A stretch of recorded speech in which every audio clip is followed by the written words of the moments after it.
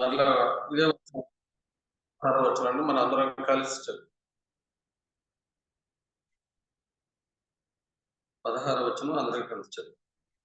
అతని నోరు అతి మధురం, అతడు అతికాంక్షణీయుడు. యెరూషలేము కుమార్తెలారా, ఇతడే నా ప్రియుడు, ఇతడే నా స్నేహితుడు. ప్రార్థన చేస్తాం. పరిశుద్ధుడైన తండ్రి, ప్రేమ కలిగిన దేవ, ఈ ఉదయకాల సమయంలో ప్రభా నీ మందిరాలలో చేరి మిమ్మల్ని స్థుతించడానికి వచ్చిన మమ్మల్ని నిర్దయతో జ్ఞాపకం చేసుకోండి. నిష్ప్రయోజకులైన మమ్మల్ని మీరు ప్రేమించి మా కొరకు మీ మందిరాలలో ఎంతో సౌకర్యవంతమైన స్థితిలో ఉంచి ప్రభా మిమ్మల్ని ఆరాధించడానికి ఇచ్చిన ఈ శ్రేష్టమైన తరుణాన్ని బట్టి మీకు వందనాలు ప్రభా. ఎంతో మందికి లేని ప్రభా సుఖాన్ని సౌఖ్యాన్ని మీరు మాకు ఇచ్చారు. ఎల్లప్పుడూ హృదయంతో నమ్మకంగా నేను సేవించి మిమ్మల్ని గనపరచడానికి, యథార్థమైన పెద్దలతో మిమ్మల్ని ఆరాధించడానికి మీకు అనుగ్రహించి మరొకసారి మీ దగ్గర ఆస్థాలకు మమ్మల్ని అప్పగించుకొని యేసయ్య నామములో స్తుతించి ప్రార్థించి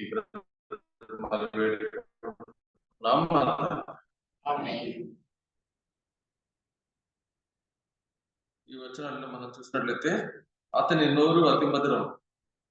ఎందుకో ఆయన నోరు అతి మధురం అని ప్రియురాలు చెప్తుందంటే, మనం చూసాం గతంలో కొన్ని మాటలు, ఆయన నోటి నుంచి ఎలాంటి మాటలు వచ్చినాయని చెప్పి చూసాం, దయగల మాటలు వచ్చినాయి అని చెప్పి చూస్తున్నాం కదండి. ఆయన నోటి నుంచి వచ్చే దయగల మాటలకి అందరూ కూడా ఆకర్షించబడినట్లుగా మనం వాక్యంలో చూస్తూ వచ్చాం. ఆయన పెదవుల మీద దయారసం పోయబడిందని చెప్పి మనం చూస్తూ వచ్చాం. కనుక దేవుని వాక్యం వింటున్న మనం కూడా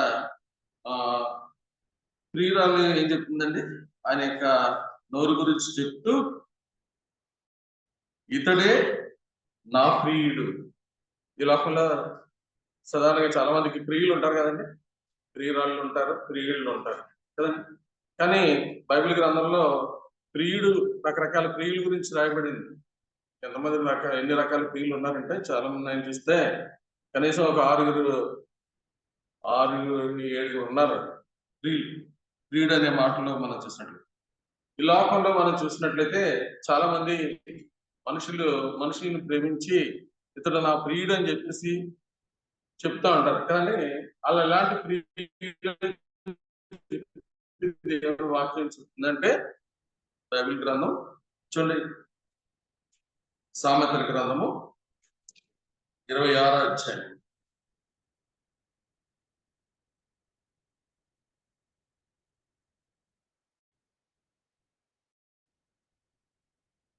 21వ వచనం. వేడి బూడిదకు బొగ్గులు, అగ్నికి కట్టినలు, కలహములు పుట్టించుటకు కలహప్రియుడు. కొండెగాని మాటలు రుచిగల పదార్థములు వంటివి, అవి కడుపులోనికి దిగిపోవును. చెడు హృదయమును ప్రేమగల మాట్లాడి పెదవులను కలిగిండుట మట్టి పెంకు మీద వెండి పూతతో సమానము.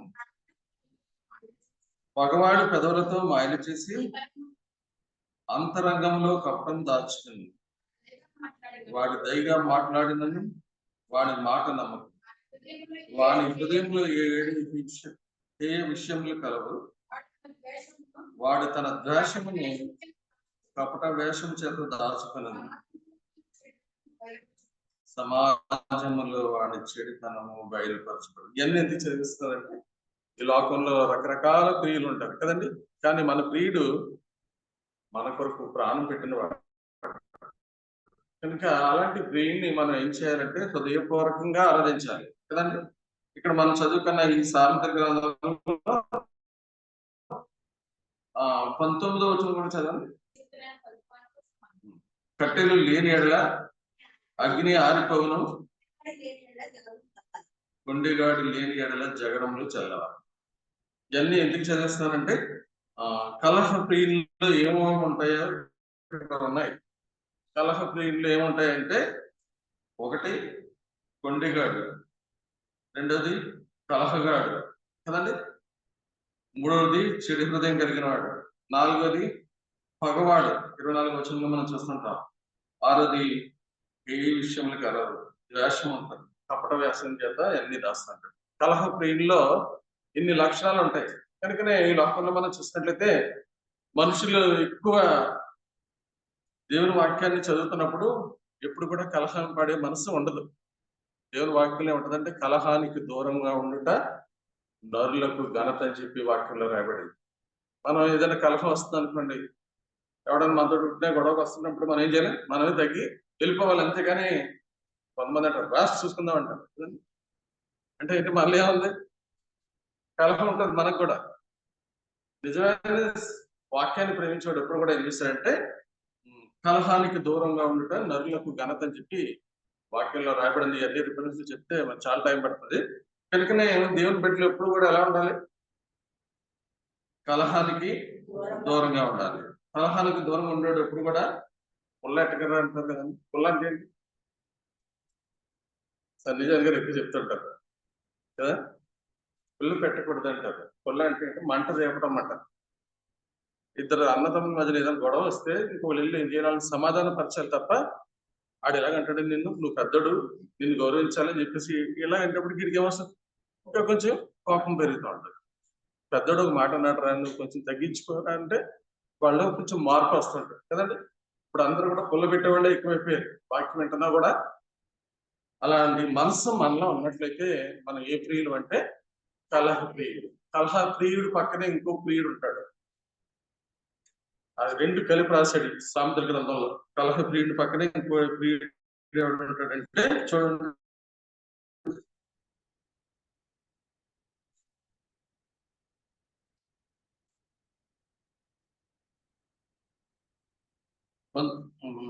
పదిహేడు సామెతలు 17:19 చదవండి. కలహ ప్రియుడు దుర్మార్గ ప్రియుడు తన వాకిన్లు ఎత్తి చేయవాడు నాశనము వెతుకు. కలహ ప్రియుడు పక్కన ఎవడు ఉంటాడండి? దుర్మార్గుడు. కనుకనే వాళ్ళు దుర్మార్గత ఉంటది కనుక వాడు ఏం చేస్తాడంటే ముందు కలహాన్ని పెడతాడు. ఆ కలహాన్ని ఎక్కువ చేసి దాన్ని ఏం చేస్తాడు? దుర్మార్గుడు మారిపోతాడు. చాలా సార్లు మనం చూస్తుంటాం, ఎవరే దుర్మార్గుడు అంటాడు కదండి. దుర్మార్గుడు ఏం చేస్తాడంటే ఎవరికొకరికి ఏదో ఒక నష్టాన్ని కలిగించాలని చూస్తూ ఉంటాడు. కానీ మన ప్రియుడు అలాంటి వాడు కాదు. ఎవరికి కలహం పెట్టలేదు కదండి. మనం వాక్యం ధ్యానిస్తున్నప్పుడు ఈశ్వరు గురించి ఎక్కడ చూసినా కూడా ఎవరితోటి కూడా కలహం పెట్టట్లు లేదు. కనుకనే ఆ ప్రియుడిని మనం ప్రేమిస్తే మనలో కూడా ఏముండదు? కలహపడే మనసు ఉండదు. దుర్మార్గ ప్రియుల లక్షణాలు మనలో ఉండవు. చాలా మంది మంచిగా ఉన్నట్టు ఉంటారు కానీ కలహాలు పెట్టే మనస్తత్వం చాలా మందిలో ఉంటా ఉంటుంది. వాక్యం తెలుసుంటూ కూడా మనుషులు ఎలా ఉంటారంటే వాక్యాన్ని విధేయత చూపించిన వారుగా ఉంటా ఉంటారు. కనుకనే దుర్మార్గ ప్రియుడు.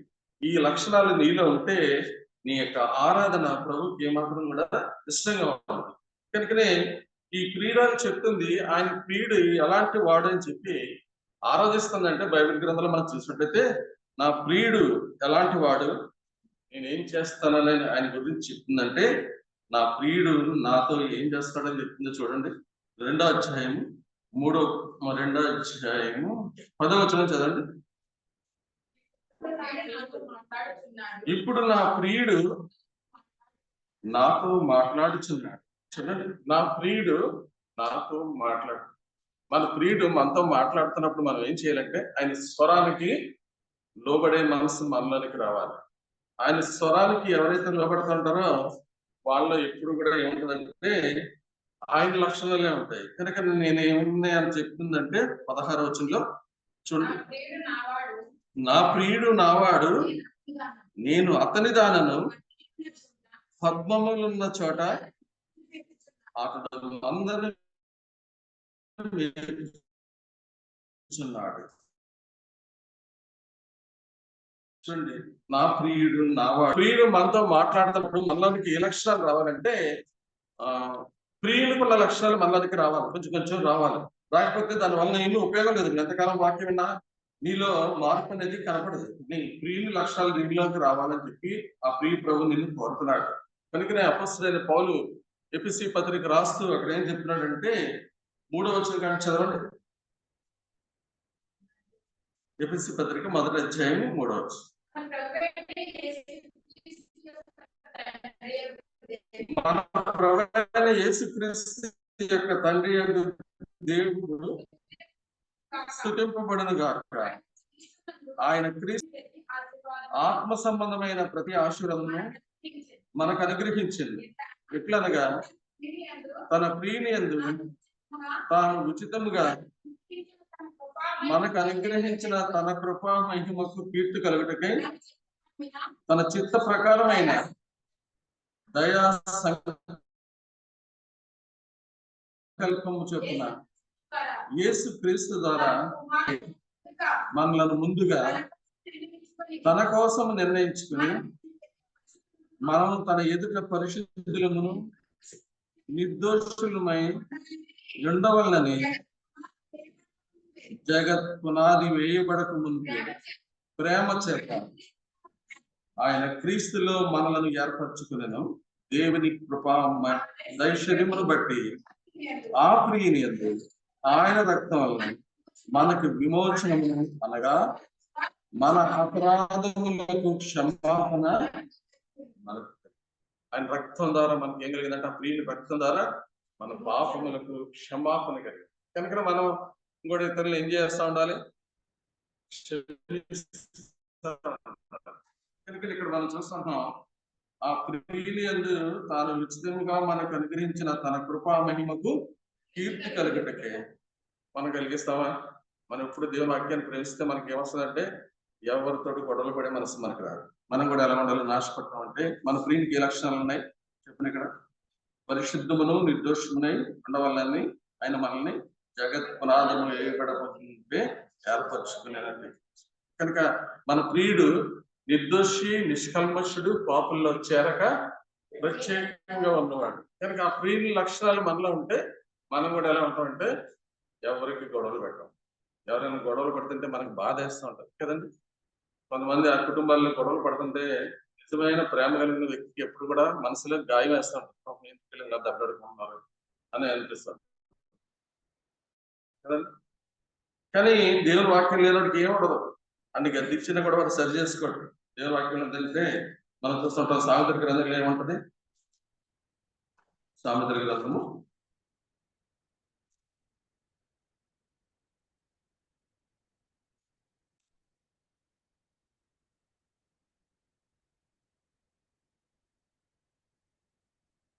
'తండ్రి జ్ఞానగారాలను గద్దిస్తే వాడు సరి చేసుకుంటాడని చెప్పేసి ఎంత 9వ అధ్యాయము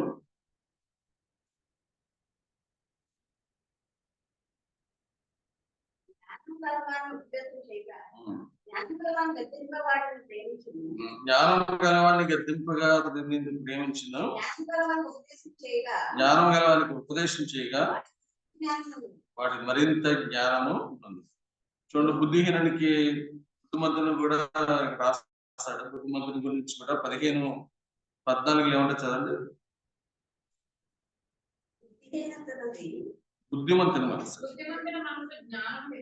బుద్ధిమంతుని మనసు జ్ఞానం వెతుకును, బుద్ధిహీనులు మూఢత్వం బోధించారు, బాధపడవాలని దినములన్నీ శ్రమంటారు. ఇవన్నీ ఎందుకు చదివిస్తానంటే బుద్ధిమంతుడిని గద్దిస్తే వాడు ఏం చేస్తాడు, మరింత జ్ఞానం సంపాదించు. ఈ ప్రియురాలు చెప్తుంది, ప్రియుని గురించి ఏం చెప్తుందంటే నా ప్రియుడు నాతో మాట్లాడుతున్నాడు, నేను నా ప్రియుని దానను, నా ప్రియుడు నావాడు, నేను అతన్ని దానను. కనుక దేవుని ఇంటికి వస్తున్న మనము దేవుని వాక్యాన్ని విని మనం ఏం చేయాలి, నేను నా ప్రియుని వాడను లేకపోతే దానను అని చెప్పి మనం ఏం చేయాలి, ఆయన ఎలా ఉన్నాడో అలా నడుచుకోవడానికి రోజు ప్రయత్నం చేయాలి. మనం ఒకేసారి అవ్వలేము, చచ్చిపోయడానికి తయారైతేమో కొంచెం మార్పు వస్తుంది కొద్దిగా కదండి.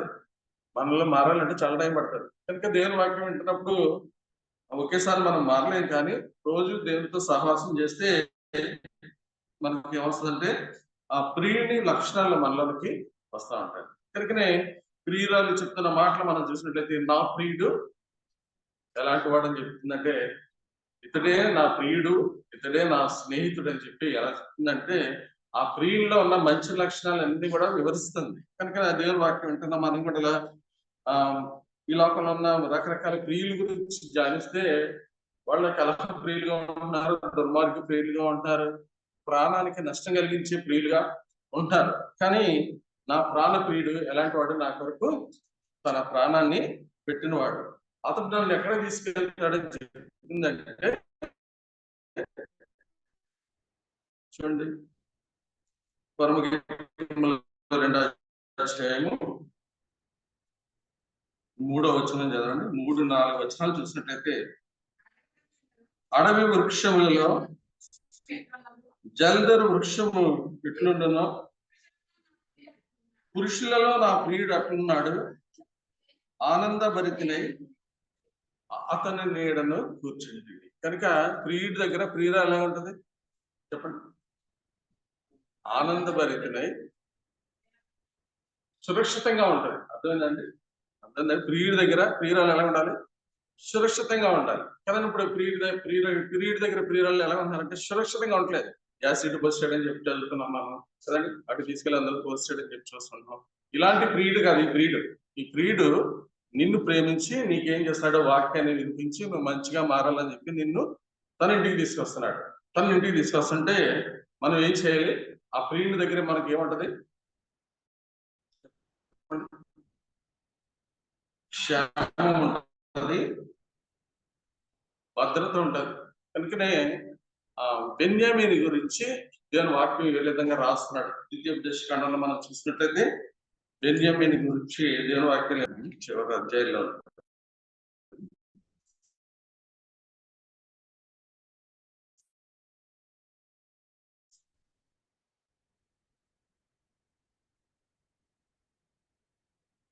ముప్పై 12వ వచనం.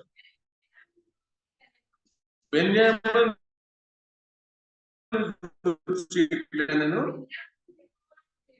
బెన్యామీను యెహోవాకు ప్రియుడు, ఆయన యొద్ద అతడు సురక్షితంగా నివసించిన దినమెల్లా అతనికి ఆశ్రయమగును, ఆయన భుజముల మధ్య అతడు నివసించింది. కనుక ప్రియుడి దగ్గర ప్రియురాలు ఆశ్రయంగా ఉంటది. 3 భుజముల మధ్య నివసించినట్టే అక్కడ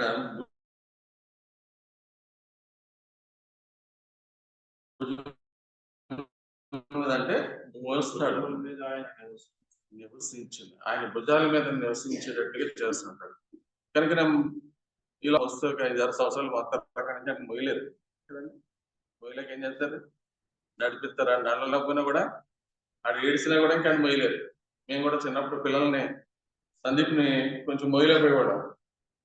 మొయ్యలేకపోతే ఏడ్చేవాడు. ఏడిస్తే మేము సుష్మా ఒకదాన్ని మోసేవాళ్ళం. కొంచెం దూరం కనపడకుండా కింద ఉండిపోయేవాడు. కింద ఉంటే మేము కనపడడం దూరం వెళ్ళి మళ్ళీ లేచి పరిగెట్టుకుని వచ్చేవాడు. పిల్లలు ఎలా ఉంటారంటే మనం మొయ్యలేము, కానీ మన ప్రభు మనల్ని ఎలా మోస్తాడంట? ముదిం వచ్చే వరకు నిన్ను ఎత్తుకొని మోస్తానని చెప్తున్నాడు. అలాంటి ప్రభుని ప్రేమిస్తే మనకు ఎప్పుడు కూడా ఏముంటది? నెమ్మది ఉంటది, సంతోషం ఉంటది, సమాధానం ఉంటది. కనుకనే బెన్యామీను గురించి మనం చూస్తుంటాము. బెన్యామీను యెహోవాకు ప్రియుడు. నువ్వు కూడా ఆయనకి ప్రియుడిగా ఉంటే నువ్వు ఆయన దగ్గర సురక్షితంగా ఉంటావు. ఆయన నీకు ఆశ్రయంగా ఉంటాడు. ఆయన భుజాల మీద నిన్ను మోస్తాడు ఆయన. కనుక దేవుని వాక్యం వింటున్న మనము ఈ లోకంలో దేవుని వాక్యాన్ని ఎంతగా ప్రేమిస్తూ ఉంటామో ఆయన మనకు అంత నెమ్మదిస్తూ ఉంటాడు, సమాధానాన్ని ఇస్తూ ఉంటాడు. కనుక దేవుని బిడ్డలు ఆయనతో సహవాసం చేయాలి. కనుక ఇప్పుడు ఈ ప్రియురాలు చెప్తుంది 2వ అధ్యాయం 3వ వచనం ఏమంటుంది? అడవి వృక్షంలో జల్దరు వృక్షం ఎట్లుండునో పురుషులలో నా ప్రియుడు అట్లున్నాడు, ఆనంద భరితనై అతని నీడను కూర్చుంటిని, అతని ఫలము నా జీవకు మధురము, అతడు నన్ను విందుశాలకు తోడుకుని పోయాడు. కనుక ఈ లోకంలో ఉన్న ప్రియులు కూడా విందుశాలకు తీసుకెళ్తూ ఉంటారు కదండి. అటు తినిపించింది తిని తాగి వాటితో తిరిగి తర్వాత వాళ్ళకి నెమ్మది లేని స్థితి తెచ్చుకుంటూ ఉంటారు. కానీ ఈ ప్రియుడు అలాంటి ప్రియుడు కాదు. ఆయన వాక్యం వెంటనే నీలో మార్పు వస్తే నువ్వు ఎప్పుడు కూడా దేవుని వాక్యాన్ని ప్రేమిస్తావు. దేవుని వాక్యాన్ని ప్రేమించేవాడు ఎప్పుడు కూడా లోకాన్ని ప్రేమించడు. లోకంలో అదంతా ఏంటంటే శరీరాశ, నేత్రాశ, జీవపుటంబం, ఇవి తండ్రి వలన పుట్టినవి కావు. నువ్వు దేవుని వాక్యం వల్ల పుడితే నువ్వు ఏం చేస్తావు అంటే దేవుని వాక్యాన్ని ప్రేమిస్తావు. దేవుని వాక్యాన్ని ప్రేమించేవాడికి ఎప్పుడు దేవుడు ఏమిస్తాడు? నెమ్మది ఇస్తూ ఉంటాడు, సమాధానం ఇస్తాడు, సంతోషాన్ని ఇస్తాడు. కనుకనే నా ప్రియుడు ఎలాంటి వాడని చెప్తుంది, అతడు విందుశాలకు తీసుకెళ్ళి దేవుని ఇంట్లో వాక్యం అనేది విందులండి. ఈ వాక్యాన్ని నువ్వు ఎంత ప్రేమిస్తాడో నీకు అంత నెమ్మదిస్తాడు కదండి. కొంతమందికి దేవుని వాక్యాన్ని ప్రేమించరు, వస్తారు ఏదో వచ్చి కాలక్షేపానికి ఏదో కాలుకేసి ముక్కుబడి ఏదో చెల్లించుకొని పోతూ ఉంటారు. అలా ఉంటే కాదు, వాక్యాన్ని ప్రేమిస్తేనే నీ జీవితంలో నెమ్మది సమాధానాన్ని అనుభవించగలుగుతాం. కనుకనే ఈ గ్రంథంలో యెషయా గ్రంథము 42వ అధ్యాయం మొదటి వచనం చదువు. ఇదిగో నేను ఆదుకుని నా సేవకుడు, నేను ఏర్పరచుకున్న వాడు, నా ప్రాణమునకు ప్రియుడు, అతని యందు నా ఆత్మను ఉంచి ఉన్నాను. అతడు అన్ని జనములకు న్యాయం కనపరచును. అతడు కేకలు వేయుడు, అరువడు, తన కంఠస్వరము వీధిలో వినబడనీయడు. దేవుని ఆత్మ నీలో ఉంటే నీ కంఠస్వరం వీధిలో వినబడదు. దేవుని వాక్యం చాలా మంది వింటారు కానీ అరుపులు కేకలు మానరు చాలా మంది. ఎందుకంటే ఆత్మ పనిచేయదు. ఏమని చెప్తాడంటే, ఆత్మ జీవింపజేయుచున్నది, శరీరము కేవలము నిష్ప్రయోజనం. ఇస్కరియోతు యూద 3.5 సంవత్సరాలు ఇస్కరియోతు వరకు కూడా తిరుగుతున్నప్పటికీ వచ్చి కూర్చుంటాడు తప్ప ఆత్మ పనిచేయట్లేదు. కనుకనే యోహాను సువార్తలో మనం చూస్తుంటాం, ఎంతగా తనకు అర్థమయ్యేటట్టుగా చెప్పిన అతడు వాక్యాన్ని అర్థం చేసుకోలేని స్థితిలోనే ఉండి కాలాన్ని గడిపి చివరికి ఏమైపోయాడు? దేవుని ఎరగని స్థితిలో నాశనానికి నరకానికి వెళ్ళిపోయాడు. చూడండి, యోహాను సువార్త 6వ అధ్యాయం 63వ వచనం. ఆత్మయే జీవింపజేయుచున్నది, శరీరము కేవలం నిష్ప్రయోజనము. నేను మీతో చెప్పి ఉన్న మాటలు ఆత్మయు జీవమునై ఉన్నవి గాని మీలో విశ్వసించని వారు కొందరున్నారని వారితో చెప్పాను. విశ్వసించని వారెవరు? తన్ను అప్పగింపువాడెవడో మొదటి నుండి యేసు నాకు తెలియదు. చూడండి, మొదటి నుంచి యేసు తెలిసిన కూడా తోటి నువ్వే నన్ను అప్పగిస్తావు అని చెప్పాడండి? చెప్పలేదా? ఎందుకని ఆత్మ ఏమైనా పని చేస్తుందేమో సరి చేసుకుంటాడని చెప్పి చూస్తున్నాడు, కానీ ఆత్మ పని చేయట్లేదు. ఆత్మ పనిచేసేవాళ్ళు ఎప్పుడు కూడా ఎలా ఉంటారంటే వాక్యానికి విధేయత చూపించేవారు ఉంటారు. ఆత్మ పని చేయని వాళ్ళకి శరీరం పనిచేస్తుంది. కనుక శరీరం ఎప్పుడు కూడా ఏం చేస్తుంది? పొంగుతూ ఉంటుంది. అది లోబడదు, ఏ మాత్రం కూడా లోబడదు అని చెప్పేసి రోమపత్రికలో చూడండి ఎంత ఎలా రాస్తాడంటే, శరీర స్వభావం కలిగిన వాడు ప్రియుని సంతోషపరచలేరు. కనుకనే ఏమని రాయబడంటే 8:7 చదువుతారు కదండి. ఏలయనగా శరీరానుసారమైన మనస్సు దేవునికి విరోధమై ఉన్నది.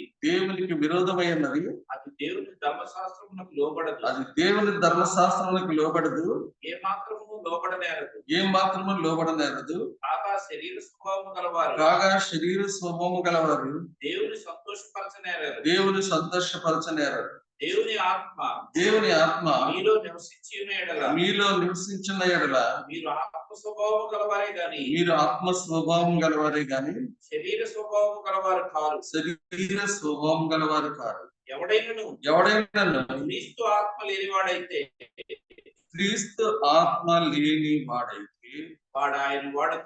వాడాయన వాడు కాడు. చూడండి, క్రీస్తు ఆత్మ లేని ఎడల వాడు దేవుని వాడు కాడు. కనుక వస్తున్నాం వెళ్తున్నాం అంటే దేవుని ఆత్మ పనిచేస్తుందా? దేవుని ఆత్మ పని చేస్తే మనం క్రమంగా ఉంటాం, మర్యాదగా ఉంటాం. క్రమము మర్యాద లేనివాడు ఎప్పుడు కూడా ఎలా ఉంటాడంటే దేవుని ఆత్మ లేనివాడు. కనుకనే శూలముకి ఎలా చెప్తుందంటే, నా ప్రియుడు నావాడు, నేను అతని దానని, అతని స్వరానికి నిన్ను లోబడతానని చెప్తాను. కనుక ఎవరైతే లోబడే వాళ్ళు ఉంటారో వాళ్ళు ఎప్పుడు కూడా ఏం చెప్తారంటే ప్రియుని గురించి. ఇప్పుడు ఇక్కడ ఇప్పుడు చదువుకున్న వచనంలో ఏముంది? నేను ఏర్పరచుకున్నవాడు నా ప్రాణమునకు ప్రియుడు, అతని యందు నా ఆత్మను ఉంచింది. మత్తయి సువార్తలో ఏం రాస్తాడంటే దీనికంటే కొంచెం ఇంకా ఎక్కువగా చెప్తా ఉన్నారు. చూడండి 12 మత్తయి సువార్త 12వ అధ్యాయం. ఇదిగో ఈయన నా సేవకుడు. ఎన్నో వచనం? 18వ వచనం. ఇదిగో ఈయన నా సేవకుడు, ఇదిగో ఈయన నా సేవకుడు, ఈయనను నేను ఏర్పరచుకుంటుని, ఈయన నా ప్రాణమునకు ఇష్టడైన నా ప్రియుడు, ఈయన నా ప్రాణమునకు ఇష్టడైన ప్రియుడు, ఈయన మీద నా ఆత్మ ఉంచెదను, ఈయన మీద నా ఆత్మను ఉంచెదను, ఈయన అన్యజనులకు న్యాయ విధిని ప్రచురం చేయను, న్యాయ విధిని ప్రచురం చేయను, ఈయన జగడమాడడు, కేకలు వేయడు, వీధులలో ఈయన శబ్దం ఎవరికి వినబడదు, ఈయన శబ్దం ఎవరికి వినబడదు. కనుక దేవుని ఆరాధించడానికి వచ్చిన మనం కూడా ఇంకా మన ప్రియుడు ఎలాంటి అంటే చెప్పండి. ఇప్పుడు ఇక్కడ ఏమని రాస్తుంది? ఈయన నా ప్రాణమునకు ఇష్టడైన ప్రియుడు. కనుక మనం ప్రభుని ఏం చెప్తామంటే ఈయన అంటే నాకు చాలా ఇష్టం అండి అంటాం. కానీ ఆయన చెప్పినట్టుగా నడవు కదండి. అంత నీకు నచ్చినట్టుగా నీ శరీరం చెప్పినట్టుగా నువ్వు చేస్తూ ఉన్నట్లయితే ఆయన నీ ప్రాణానికి ప్రియుడు కాదు. అర్థమైందండి? చాలా మంది ఇష్టం అంటే ఇష్టం అంటారు కదండి. చూడండి, అప్పుడప్పుడు మనం హోటల్కి వెళ్తున్నప్పుడు అల్లా ఫోటో ఉంటుంది, ఈశ్వరుడు ఫోటో ఉంటుంది, ఇంకో ఫోటో కూడా పెడతారు. వాడికి అందరూ ప్రియులే కదండి. ఇంకోటి చెప్పాలంటే ఇంకో మాట కూడా రాస్తాడు ఆడ. ఒకసారి కస్టమర్లు అందరూ నా దేవుళ్ళే కదా. ఈయన అలాంటి వాడు కాదు. అర్థమైందండి? నువ్వు నాకు ఇష్టం అంటే ఆయనకి ఇష్టం కాదు. అర్థమైందండి? దేవుని వాక్యం ఏమైపడదంటే దేవుడు అంటే మన అందరికీ ఇష్టం అంటే ఇష్టమే, కానీ మనల్ని అందరినీ ఆయన పిల్లడంట. ఎవరిని పిలుస్తాడు చూడండి. సువార్తలు ఎంత స్పష్టంగా చెప్పినాడంటే దేవుడు ఈ లోకంలో మనుషులందరూ కూడా ఇష్టం అంటే నాకు చాలా ఇష్టం అండి, చాలా ఇష్టం అంట. నువ్వు ఆయన ఇష్టపడితే ఇష్టపడదు, ఆయన నేను ఇష్టపడుతున్నాడు లేదో సార్ తెలుసుకోవాలి. ఆయన కొండకి 3వ అధ్యాయము 13వ వచనం చూడండి. తనకిష్టమైన వారిని పిలువగా, ఆయన కొండ ఎక్కి తనకిష్టమైన వారిని పిలువగా ఆయన యుద్ధకు వచ్చేది, వారు ఆయన ఎద్దుకు వచ్చి వారు తనతో కూడా ఉన్నట్లు దయ్యములను వెళ్ళగొట్టు అధికారం గలవారే ప్రకటించుటకు వారిని పంపవలని ఆయన 12 మందిని నియమించారు. ఆయన 12 మందిని. కనుక ఇక్కడ చూసినట్లయితే నాకు ఇష్టం అంటే సరిపోదు. నువ్వు ఆయనకి ఇష్టడిగా జీవిస్తేనే నీ పెదవుల నుంచి వచ్చే ఆరాధన ఆయనకి ఇష్టకరంగా ఉంటుంది. అర్థమైనా? నువ్వు ఆయన వాక్యానుసారంగా జీవించకుండా నువ్వు ఆరాధిస్తే నీకు ఏదో తృప్తి ఉంటుంది, నువ్వు వెళ్ళిపోతావు తప్ప నీ ఆరాధన బట్టి ఆయన మాత్రం సంతోషించాడు. కనుకనే దేవుని ఆరాధించడానికి వచ్చిన మనం ఆయన వాక్యాన్ని వింటున్నప్పుడు మనలోకి ఏ రావాలి? ఆ ప్రియుని ప్రేమిస్తే మనం ఎలా ఉంటాం? ఆయన వాక్యానుసారంగా జీవిస్తుంటాం. కనుకనే మనం చదువుకున్న వచనంలో మరోసారి చదువుతాం. పరమగీతములు 5వ అధ్యాయము 16వ వచనం. వీడు యెరూషలేము కుమార్తెలారా, ఇతడే నా ప్రియుడు, ఇతడే నా స్నేహితుడు. కనుక ఆ ప్రియుడు దాన్ని ఎక్కడ తీసుకెళ్ళాడని చెప్పింది? విందుశాలలో. కనుక విందుశాలలో ఏముంటుందండి? మనుషులు ఎక్కడ పడకపోయినా ఎక్కడ పడతారు? ఎక్కడ పడతారండి? అందుకనే చూడండి, ఎలక్షన్ వచ్చినాయంటే ప్రజలందరినీ ఏం చేస్తూ ఉంటారు? ఎక్కడ తీసుకెళ్తా ఉంటారు, అక్కడ శుభ్రంగా తినిపిస్తారు. ఎలక్షన్ అయిపోయిన తర్వాత మళ్ళీ అక్కడ ఒక పూట కూడా భోజనం పెట్టరు. విందుశాలకు అలాంటి విందు కాదు. జీవితకాలం అంతా దేవునితో సంతోషించే విందుకు నేను తీసుకెళ్తున్నాడు. ఆ విందులో ఉండాలంటే నీ హృదయ యథార్థతను బట్టే ఉంటాం. యథార్థత లేకపోతే ఆయనకి ఏం సంతోషం ఉంటుంది. కనుకనే ఎవరు బట్టి ఆయన ఆనందిస్తున్నాడంటే చూడండి, రాస్తూ ఉంటాడు సామెతల గ్రంథంలో 23:16 చదవండి. 15-16 నా కుమారుడా, నీ హృదయమునకు జ్ఞానము లభించిన నా హృదయం కూడా సంతోషించు. నీ పెదవులు యథార్థమైన మాటలు పలుకుట విని నా అంతరింద్రియములు ఆనందించు. కనుక మన ప్రజల్లోంచి వచ్చే యథార్థమైన ఆరాధనమే ఆయనకి ప్రియమైనదిగా ఉంటుంది. కనుకనే సులమతి యథార్థమైన కథలతో దేవుణ్ణి ఆరాధిస్తుంది. మనం కూడా అలాగే ఆరాధించుకోవాలి. పరిశుద్ధాత్మ దేవుడు సహాయం చేయాలి. పడతారు